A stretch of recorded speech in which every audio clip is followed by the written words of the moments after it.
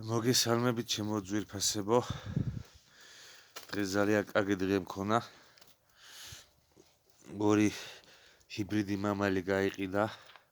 არც ველოდებოდი რომ იგრე თუ მომივიდოდა კლიენტი. ძალიან კაკფაში წაიყვანა, მოეწონა ჩემი კურდღლები. კალიფორნიულის ქონა თავი.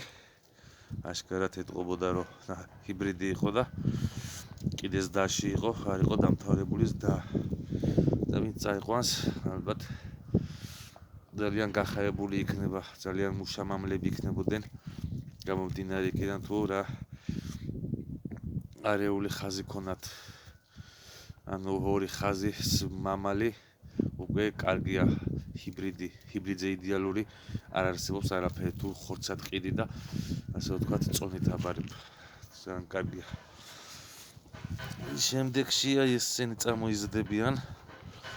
ორი თვისები ხდებიან, სადაც უნცულობენ. დავიტოვე 4 დედალი.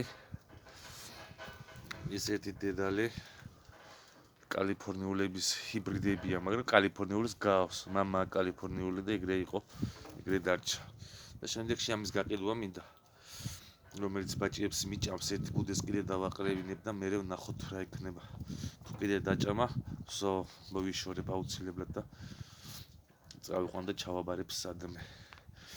ეხლა მკობოსტო მიუტანე, ისე უცბად ჩააცმაცუნეს, ეხა სიმინდი, ქერი. შენ სად მოდიხარ? და ესე შემდეგ შემოდგომისკენ ძალიან ბევრი მეყოლება დაწნებული ვარ, იმიტომ რომ 6 დედა საკმარისად დამიყლეს.